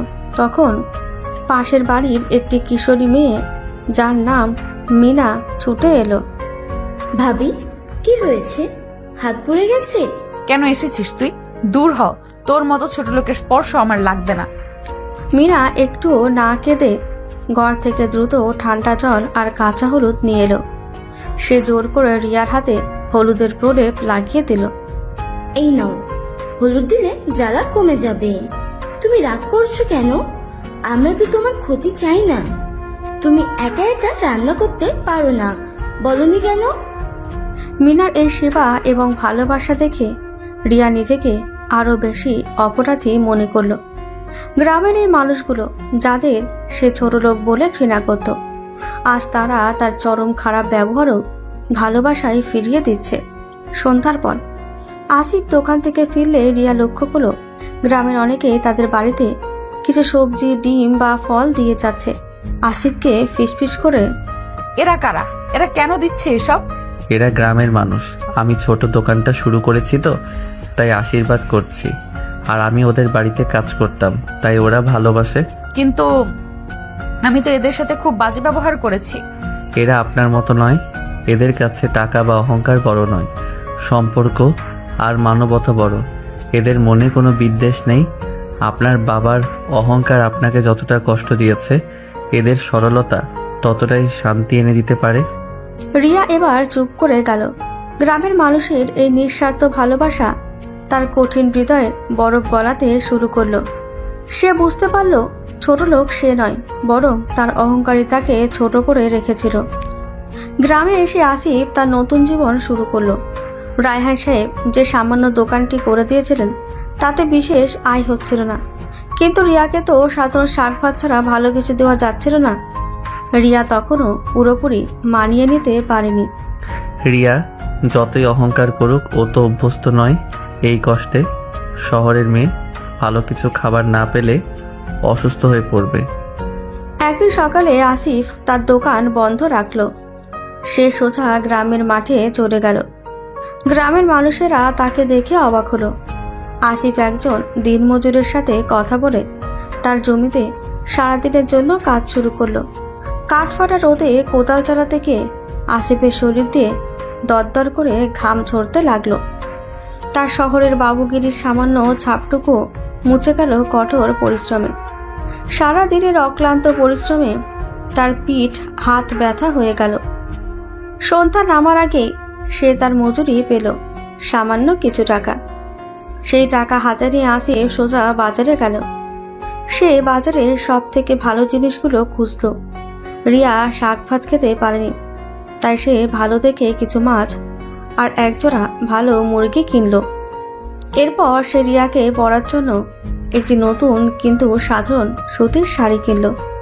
শাড়িটা দেখে তার মনে পড়ল রিয়া সবসময় দামি লেহেঙ্গা বা ডিজাইনার ড্রেস পরত, তবুও তার সাধ্যমতো এটাই সেরা। আসিফ যখন বাড়ি ফিরল তখন তার শরীর ক্লান্তিতে ভেঙে পড়েছিল। তার জামাকাপড় কাদা আর ঘামে ভেজা, হাতে মাছ, মুরগি আর শাড়ির প্যাকেট। অবাক হয়ে, তুমি কোথায় গিয়েছিলে সারাদিন, আর তোমার এই অবস্থা কেন? দোকানে তো তেমন বিক্রি নেই, তাই ভাবলাম যদি দিন মজুরের কাজ করে কিছু টাকা আসে। দিনমজুর তুমি? কিন্তু কেন? তোমার শরীর খারাপ করবে তো। হাতে থাকা জিনিসগুলো এগিয়ে দিয়ে, এটা তোমার জন্য, তুমি ভালো কিছু খেতে পারছিলে না, আর তোমার শাড়িও কাদায় নষ্ট হয়ে গেছে, তাই একটা শাড়ি কিনলাম। রিয়া মাছ আর মুরগি দেখেও ততটা অবাক হলো না যতটা হলো শাড়ির প্যাকেট আর আসিফের বিধ্বস্ত চেহারা দেখে। আসিফ তার জন্য সারাদিন মাঠে কাজ করেছে, যে রিয়া তাকে চোরলোক বলে ঘৃণা করত। আজ সে আসিফ তার ভালো থাকার জন্য নিজের শরীরকে কষ্ট দিচ্ছে। রিয়ার চোখে জল এসে গেল। সেই জল অহংকার বা অপমানের জন্য নয়, বরং অনুশোচনা আর নতুন উপলব্ধির। আমার জন্য এত কষ্ট করার কি দরকার ছিল? তুমি তো আমার প্রতি রাগ দেখাতে পারতে। রাগ দেখিয়ে কি হবে রিয়া? আপনি আমার স্ত্রী, আপনার কষ্ট হচ্ছে সেটা আমি সহ্য করতে পারি না। আমি তো শুধু একজন মানুষ, আর আপনি আমার কাছে আপনার অহংকার নয়, আপনি সব। রিয়া এবার আর কোনো বাজে কথা বলতে পারল না। সে নিচু হয়ে আসিফের হাত থেকে জিনিসগুলো নিল। তার মনে হলো আসিফের ঘামে ভেজা শরীর আর কাদামাখা পোশাকের ভেতরেই যেন সত্যিকারের মানবতা লুকিয়ে আছে। সেই রাতে রিয়া সেই নতুন শাড়িটা পরে আসিফের রান্না খাবার রান্না করলো। প্রথমবার তাদের রান্নাঘরে ভালোবাসার গন্ধ ছড়ালো। দিন যেতে থাকলো। রিয়া দেখলো আসিফ প্রতিদিন তার জন্য অক্লান্ত পরিশ্রম করছে, কখনো দোকানে, কখনো মাঠে দিনমজুরের কাজ করে। সে যেটুকু উপার্জন করে তার বেশিরভাগটাই রিয়ার স্বাচ্ছন্দ্যের জন্য খরচ করে। রিয়াকে ভালো খাবার এনে দেওয়া, ঘরের খুঁটিনাটি জিনিস ঠিক করা, সবই করত সে হাসি মুখে, কোনো অভিযোগ ছাড়াই। রিয়ার কঠিন হৃদয়ে জমতে থাকা বরফের স্তর এবার গলতে শুরু করলো। সে দেখল গ্রামের সাধারণ মানুষগুলো যাদের সে ঘৃণা করত, তারা কতটা নিঃস্বার্থ আর মানবিক। অন্যদিকে আসিফ, যাকে সে ছোট লোক চাকর বলে অপমান করত, সে তার জন্য নিজের আরাম আয়েশ সব ত্যাগ করেছে। একদিন সকালে রিয়া নিজেই কুয়োর জল তুলতে গেল। এবার সে সাবধানে হিল ছাড়া খালি পায়ে গেল। জল তুলতে কষ্ট হলো, সে ধীরে ধীরে কাজটা শিখে নিল। শশী মাসি দূর থেকে হাসি মুখে তাকে উৎসাহ দিলেন। আমি এতদিন কি ছিলাম? একটা অহংকারী অন্ধ মানুষ। রাতে যখন আসিফ ক্লান্ত শরীর নিয়ে ফিরত, রিয়া তখন আর শুয়ে থাকতো না। সে নিজেই রান্না করে তার জন্য খাবার সাজিয়ে দিত। এক সন্ধ্যায় আসিফ যখন মেঝেতে শুতে যাচ্ছিল, রিয়া তাকে ডাকলো ধীরে, প্রায় ফিসফিস করে। তুমি কেন মেঝেতে শোবে? তোমার শরীর খারাপ করবে, তুমি খাটে এসো। আমি জানি এই বিয়ে আমরা কেউ চাইনি, কিন্তু এখন তো আমরা স্বামী স্ত্রী, আর তুমি সারাদিন এত কষ্ট করো, তোমার একটু আরাম দরকার। আসিফ খাটে এলো, কিন্তু তাদের মাঝে তখনও দূরত্ব ছিল। তবে এই দূরত্ব ছিল সম্মানের, ঘৃণার নয়। একদিন রিয়া আসিফের জন্য রাতের খাবার বানাচ্ছিল। আসিফ ঘরে ঢুকে দেখল রিয়া রান্নার সময় হাতে সামান্য আঘাত পেয়েছে। কি হয়েছে রিয়া? সাবধানে কাজ করতে পারো না? আসিফের কণ্ঠে ছিল উদ্বেগ, যা রিয়া আগে কখনো শোনেনি। আসিফ নিজেই তার হাতে যত্ন করে ওষুধ লাগিয়ে দিল। আসিফের মুখের দিকে তাকিয়ে তার চোখে কৃতজ্ঞতা। আমার জন্য এত চিন্তা করো কেন? আমি তো তোমার সাথে কত খারাপ ব্যবহার করেছি। আপনি আমার স্ত্রী, আমি আপনাকে ঘৃণা করি না রিয়া। আমি শুধু আপনার অহংকারকে ঘৃণা করতাম। এখন সেই অহংকার ভাঙছে। আপনি যখন প্রথমবার কাদার মধ্যে পড়েছিলেন, আমি হেসেছিলাম, কারণ আপনার অহংকার মাটির সাথে মিশে গিয়েছিল। কিন্তু এখন আমি খুশি, কারণ আপনি মানুষ হচ্ছেন। আসিফের এই কথাগুলো রিয়ার ভেতরের দেওয়ালটা ভেঙে দিল। সে বুঝতে পারল আসিফ কেবল তাকে রক্ষা করেনি, বরং তাকে নতুন জীবনও দিয়েছে। রিয়া চোখ নামিয়ে বলল, আমাকে ক্ষমা করো আসিফ। সেই রাতে তাদের মাঝে শারীরিক কোনো সম্পর্ক হলো না, কিন্তু তাদের হৃদয়ে কাছাকাছি এলো। রিয়া তার জীবনের প্রথম সত্যিকারের শান্তি অনুভব করলো। সেই শান্তি যা কোনো দামি এসি বা বিলাসবহুল বিছানায় পাওয়া যায় না, যা পাওয়া যায় কেবল একজন মানুষের নিঃস্বার্থ ভালোবাসায়। রিয়া তার অহংকারের রাজমহল ছেড়ে এবার মানবতার ঘরে প্রবেশ করল। রিয়ার অনুশোচনা আর আসিফের নিঃস্বার্থ ভালোবাসা তাদের বিচ্ছিন্ন সম্পর্ককে ধীরে ধীরে নতুন এক পথে নিয়ে চলল। রিয়া তার গ্রামে নতুন জীবন মেনে নিতে শুরু করলো। সে এখন আর নিজেকে ম্যাডাম ভাবে না, বরং গ্রামের সহজ সরল জীবনধারার একজন অংশ হতে চেষ্টা করে। সে শশী মাসির কাছে রান্না শেখা শুরু করলো। মিনার সাথে কুয়া থেকে জল আনত। তার ভেতরের অভিমান আর জেদ কমে আস্তে আস্তে এক সহজ মানবিক রিয়া বেরিয়ে এলো। আসিফ দেখলো রিয়া এখন আর তাকে এড়িয়ে যায় না। সারাদিনের শেষে যখন সে ক্লান্ত হয়ে ঘরে ফিরত, রিয়া তার জন্য জল এনে দিত, তার হাত মুখ ধুয়ে দিত আর যত্ন করে খাবার পরিবেশন করত। পরের রাতে আসিফ যখন মেঝেতে শোবার প্রস্তুতি নিচ্ছিল, রিয়া তাকে ডাকলো। আসিফ খাটে উঠল। তারা দুজনেই পাশাপাশি শুয়ে রইল। তাদের মাঝে আর কোনো দেওয়াল ছিল না। তাদের চোখ কথা বলল, যা ভাষা দিয়ে প্রকাশ করা যায় না। তোমার কষ্ট হচ্ছে না তো? না, তোমার কাছে এলে আমার শান্তি লাগে। মনে হয় তুমি একমাত্র মানুষ যে আমাকে সত্যিই রক্ষা করেছো আর আমার এই নতুন জীবনে আমাকে সাহস জুগিয়েছো। আমি ভুলে গেছি শহরের জীবন, আমি ভুলে গেছি আমার অহংকার। এখন শুধু মনে হয় তুমিই আমার সবকিছু। রিয়া ধীরে ধীরে আসিফের কাঁধে মাথা রাখল। আসিফও দ্বিধা না করে তার হাত দিয়ে রিয়াকে কাছে টেনে নিল। এই প্রথম তারা একে অপরের সান্নিধ্য অনুভব করল। তাদের সম্পর্ক এখন আর রায়হান সাহেবের দেওয়া কোনো চুক্তি নয়, বরং একে অপরের প্রতি গভীর নীরবতা আর ভালোবাসার বন্ধন। রিয়া, আমি তোমাকে ভালোবাসি আসিফ, আমাকে ক্ষমা করো। আমি তোমাকে অনেক কষ্ট দিয়েছি। আমি চাই তুমি আমাকে তোমার স্ত্রী হিসেবে গ্রহণ করো। আসিফের চোখ জলে ভরে গেল। যে মেয়ে তাকে সারা জীবন ঘৃণা করেছে, আজ সে তার বুকে আশ্রয় চাইছে। তার ভালোবাসার কাছে রিয়ার সব অহংকার পরাজিত হলো। আসিফ রিয়াকে আলতো করে নিজের আরো কাছে টেনে নিল। আমিও তোমাকে ভালোবাসি রিয়া। সব ভুলে গিয়ে আজ থেকে আমরা নতুন জীবন শুরু করব। সেই বাসর রাতে তাদের শরীরের সাথে হৃদয়ের মিলন হলো। সেই রাতে রিয়া আর আসিফের সম্পর্ক এক নতুন গভীরতা পেল। তাদের প্রেম যা শুরু হয়েছিল ঘৃণা আর অভিশাপ দিয়ে, তা এখন বিশ্বাস আর ভালোবাসার এক মজবুত ভিত্তি পেল। তাদের হৃদয় যখন এক হলো, তখন আর কোনো দূরত্ব রইল না। বাসর ঘরটি তাদের জন্য ছিল না, কিন্তু সেই ছোট্ট মাটির ঘরটি তাদের ভালোবাসার মন্দির হয়ে উঠল। রিয়া যে একসময় এই ঘরকে নরক মনে করত, আজ সেই ঘরের উষ্ণতায় নিজেকে খুঁজে পেল। আসিফ তার ভালোবাসার হাত দিয়ে রিয়ার ভেজা চুলগুলো আলতো করে সরালো। তার চোখে ছিল শ্রদ্ধা আর গভীর মমতা। রিয়া প্রথমবার দেখল আসিফের চোখে কোনো লালসা নেই, আছে শুধু বিশুদ্ধ ভালোবাসা। আমি তোমার কাছে ঋণী আসিফ। তুমি আমাকে কেবল বাঁচাওনি, আমাকে ভালোবাসতে শিখিয়েছো। আমি আজ তোমার স্ত্রী। আসিফ তার কপাল রিয়ার কপালে ছোঁয়ালো। তাদের নিঃশ্বাসের উষ্ণতা এক হলো। রিয়া দ্বিধা ভুলে গিয়ে নিজেকে সম্পূর্ণরূপে আসিফের কাছে সমর্পণ করলো।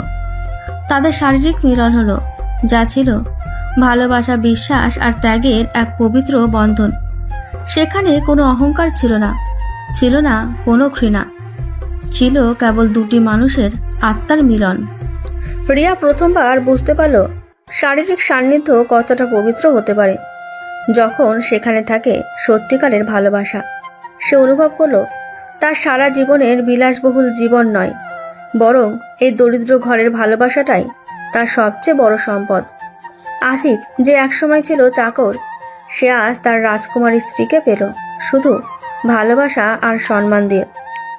সকালের আলো যখন মাটির ঘরের জানলা দিয়ে ভেতরে এলো, রিয়া তখনও আসিফের বুকে মাথা রেখে শুয়েছিল। তার মুখে ছিল এক গভীর শান্তি। সেই রাতে তাদের সম্পর্ক পূর্ণতা পেল, আর তাদের নতুন জীবন শুরু হলো এক মজবুত ভালোবাসার ভিত্তিতে। বাসর রাতের পর সকালে রিয়া যখন আসিফের বুকে জেগে উঠল, তখন তার মুখে ছিল এক গভীর পরিতৃপ্তি আর ভালোবাসা। আসিফ তখনও ঘুমিয়েছিল। রিয়া আলতো করে আসিফের কপালে চুমু খেল। শুভ সকাল আমার জীবন। আসিফ চোখ খুলল। তার চোখে তখন ভোরের আলো। সে রিয়াকে দেখল। তার চোখে আর সেই অহংকার নেই, আছে শুধু স্নিগ্ধতা। শুভ সকালে রিয়া, এখন আমার সকালটা সত্যি শুভ। তুমি কি করে পারলে আসিফ? আমি তোমাকে এত অপমান করলাম, এত ঘৃণা করলাম, আর তুমি শুধু আমাকে ভালোবেসেই গেলে। তোমার ভিতরের মানুষটাকে আমি প্রথম থেকেই দেখতে পেয়েছিলাম রিয়া। তোমার অহংকারটা ছিল একটা মুখোশ। আমি জানতাম একদিন এই মুখোশটা ভাঙবেই। আমি তো শুধু অপেক্ষা করেছিলাম। আর শোনো, কি? আমার কাছে তোমার ওই রাজমহলের এসি ঘর, দামি গাড়ি আর গয়না কিছুই ছিল না। আমার কাছে ছিল শুধু এই মাটি আর এই ভালোবাসা।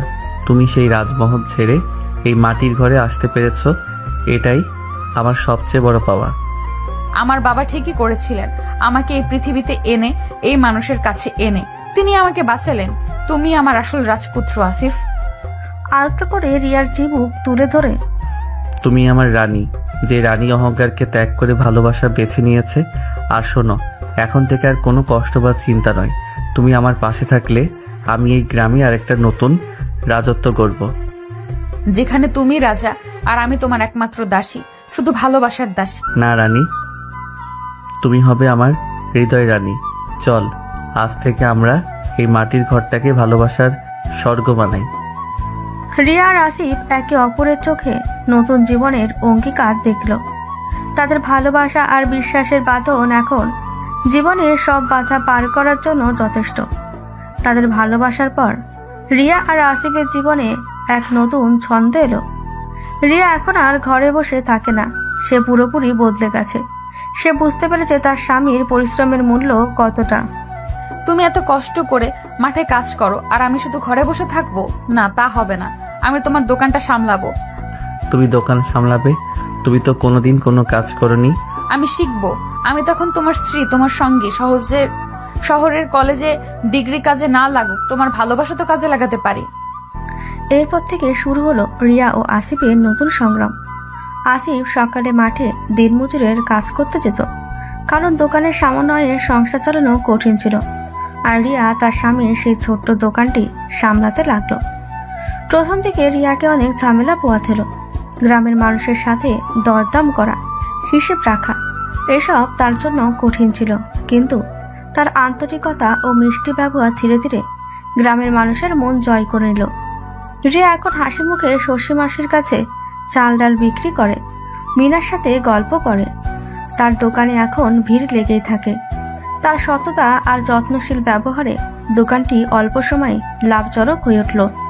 আসিফ যখন দিনের শেষে কাদা মেখে ক্লান্ত হয়ে ফিরত, রিয়া তখন দোকান বন্ধ করে তার জন্য খাবার তৈরি করত। তুমি দোকানটা না সামলালে কি হতো? আমার কষ্ট কমেছে আর আয়ও বেড়েছে। তুমি চিন্তা করো না, আর তোমার এত কষ্ট করে মাঠে যেতে হবে না।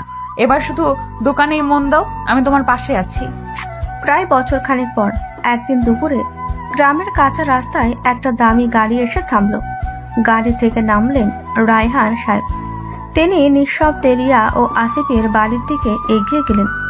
রায়হান সাহেব দেখলেন রিয়া হাসি মুখে দোকানে বসে গ্রামের মহিলাদের সাথে গল্প করছে, সাবধানে হিসেব করছে।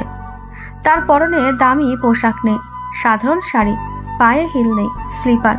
কিন্তু তার মুখে যে উজ্জ্বলতা, তা আগে কখনো ছিল না। হঠাৎ রায়হান সাহেবকে দেখে চমকে উঠল। বাবা, আপনি? রিয়া দ্রুত উঠে গিয়ে রায়হান সাহেবের পায়ে হাত দিয়ে প্রণাম করল। তার চোখে কোনো অহংকার বা ভয় ছিল না, ছিল শুধু বিনয়। রিয়া, তোকে দেখে চিনতে পারছি না। সাহেব? আসিফের পিঠ চাপড়ে, আর সাহেব নয় জামাই, তুমি আমার মেয়েকে শুধু বাঁচাওনি, তুমি তাকে জীবন দিয়েছো। আমি তো ভেবেছিলাম সে তো এই কষ্ট সহ্য করতে পারবে না, কিন্তু রায়হান সাহেব রিয়াকে জড়িয়ে ধরলেন। তার চোখে তখন আনন্দাশ্রু। তুই সত্যিই বদলে গেছিস মা। তোর চোখ দেখে আমি বুঝতে পারছি তোর ভেতরের অহংকারটা আজ পুরোপুরি মরে গেছে। তুই একজন প্রকৃত মানুষ হয়েছিস মারে, প্রকৃত মানুষ। তোর হাসিতে আজ যে শান্তি, তা আমার টাকা দিয়ে কেনা যায় না। আপনার জন্যই আজ আমার নতুন জীবন বাবা। আপনি যেদিন আমাকে শাস্তি না দিলে, আমি বুঝতেই পারতাম না ভালোবাসা আর মানবতা কি জিনিস। রায়হান সাহেব দেখলেন আসিফ আর রিয়া এখন সত্যিকারের সুখী দম্পতি। তিনি বুঝতে পারলেন তার মেয়েকে সঠিক শিক্ষা দিতে গিয়ে তিনি হয়তো কষ্ট দিয়েছেন, কিন্তু বিনিময়ে তারা পেয়েছে সত্যিকারের ভালোবাসা আর মূল্যবোধ। রায়হান সাহেব সানন্দে ঘোষণা করলেন এবার তারা যখন খুশি শহরে ফিরতে পারে। তবে রিয়া আর হাসিফ হাসি মুখে জানালো তাদের রাজত্ব এখন এই গ্রামে। রায়হান সাহেবের আশীর্বাদ পাওয়ার পর রিয়া আর আসিফের দাম্পত্য জীবনে আরও আনন্দ এলো। তাদের ছোট্ট সংসার ভালোবাসা আর আনন্দে ভরে উঠল। আসিফ এখন মাঠে যাওয়া অনেকটাই কমিয়ে দিয়েছে।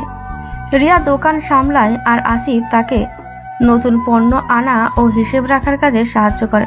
তাদের যৌথ প্রচেষ্টায় দোকানটি এখন বেশ সফল।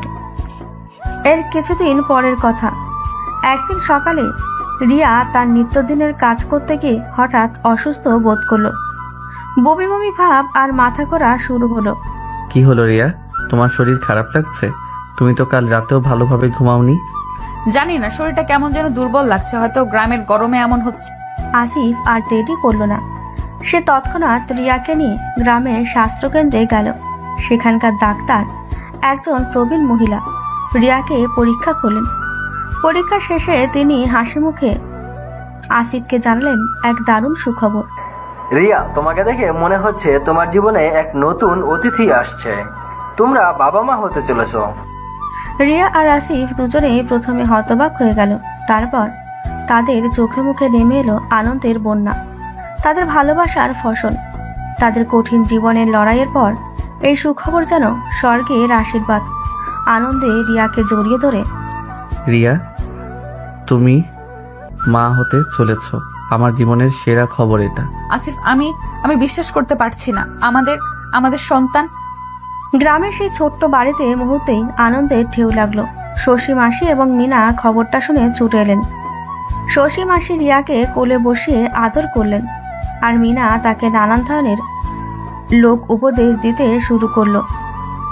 বৌমা, সাবধানে থাকবে, এখন আর ভারী কাজ করবে না। আমি আসিফকে বলে দেব সে যেন এখন তোমাকে বেশি কষ্ট না দেয়। রিয়া এই প্রথমবার তার জীবনে এত গভীর এবং সত্যিকারের সুখ অনুভব করলো। তার গর্ভে এখন তাদের ভালোবাসার প্রতীক। যে রিয়া একদিন তার গর্ভের সন্তানের বাবাকে ছোটলোক বলে ঘৃণা করত, আজ সেই রিয়া গর্বিতভাবে সেই স্বামীর সন্তানের জননী হতে চলেছে। সন্ধ্যায় আসিফ রায়হান সাহেবকে ফোন করে খবরটা জানাতেই রায়হান সাহেব আনন্দে কেঁদে ফেললেন। তিনি তৎক্ষণাৎ তাদের কাছে আসার জন্য রওনা হলেন। এবার আর শাস্তি দিতে নয়, তার মেয়ে আর জামাইকে অভিনন্দন জানাতে। তাদের ভালোবাসার রাজত্ব এখন পূর্ণতার পথে। রিয়া অন্তঃসত্ত্বা হওয়ার খবরটা তাদের জীবনে এক নতুন দিগন্ত খুলে দিল। রায়হান সাহেব তড়িঘড়ি গ্রামে এলেন। তার চোখে এখন শুধু আনন্দ আর গর্ব। তিনি রিয়াকে শহরে ফিরিয়ে নিয়ে যেতে চাইলেন উন্নত চিকিৎসার জন্য, কিন্তু রিয়া রাজি হলো না। বাবার হাত ধরে, বাবা, আমি এখানে ভালো আছি। এখানে সবাই আমাকে এত ভালোবাসে, এত যত্ন করে, যা শহরে কোনো দামি হাসপাতালেও পেতাম না। আমার সন্তান এই মাটির গন্ধেই বড় হবে। রায়হান সাহেব তার মেয়ের কথায় মাথা নত করলেন। তিনি বুঝলেন তার মেয়ে এখন সত্যিই সুখী। তিনি গ্রামে কিছু টাকা দান করলেন, আসিফের দোকানটিকে আরও বড় করে দিলেন, আর রিয়াও অনাগত সন্তানের জন্য সব ধরনের সুবিধা নিশ্চিত করলেন। সন্ধ্যার পর রিয়াকে জড়িয়ে ধরে, তুমি আজ আমার জন্য এত কিছু ত্যাগ করলে আমি তোমাকে ভালোবাসার প্রতিদান দিতে পারবো না। তুমি তো আমাকে সব দিয়েছো আসিফ। তুমি আমাকে অহংকারের দাসী থেকে ভালোবাসার রানী বানিয়েছো। আমাদের এই সন্তান হবে আমাদের ভালোবাসার প্রতীক। এর কোনো রাজমহল লাগবে না, এর বাবা আর মায়ের ভালোবাসাই হবে এর রাজত্ব। দেখতে দেখতে 9 মাস কেটে গেল। রিয়া গ্রামের মানুষদের আদরে আর যত্নে হাসি খুশি রইল।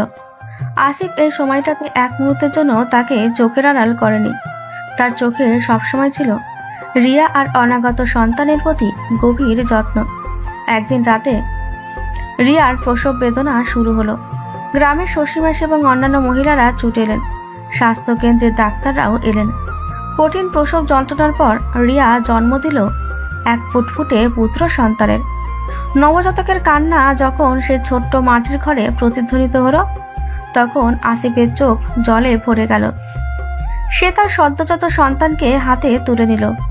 তার চোখে ছিল এক অপার্থিব তৃপ্তি। রিয়া তখন হাসি মুখে তার স্বামীর দিকে তাকালো। রিয়ার কপালে চুমু দিয়ে, পারবো না, ধন্যবাদ রিয়া, সবকিছুর জন্য ধন্যবাদ। এ তো আমাদের ভালোবাসার জয় আসিফ। রায়হান সাহেব যখন গ্রামে এসে তার নাতিকে দেখলেন, তখন তিনি আবেগাপ্লুত হয়ে পড়লেন। তিনি তার জামাই আর মেয়েকে নিয়ে গর্বিত হলেন। রিয়া আর আসিফ সিদ্ধান্ত নিল তাদের সন্তানের নাম হবে অর্ণব, যার অর্থ সমুদ্র। যেন তার জীবনটা হয় ভালোবাসার মতো বিশাল আর গভীর।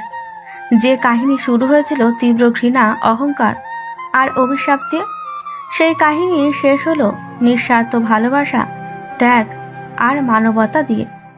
রিয়া তার অহংকারের রাজমহল ছেড়ে মাটির ঘরে নেমে এসেছিল বটে, কিন্তু সেই মাটির ঘরে সে খুঁজে পেল তার সত্যিকারের পরিচয়, তার সত্যিকারের ভালোবাসা। আসিফের অভিশাপ সত্য হয়েছিল, রিয়ার অহংকার ভেঙেছিল, কিন্তু সেই অভিশাপই তাদের জীবনের সবচেয়ে বড় আশীর্বাদ হয়ে এসেছিল। তারা প্রমাণ করল ভালোবাসা আর মানবতাই জীবনের আসল ঐশ্বর্য।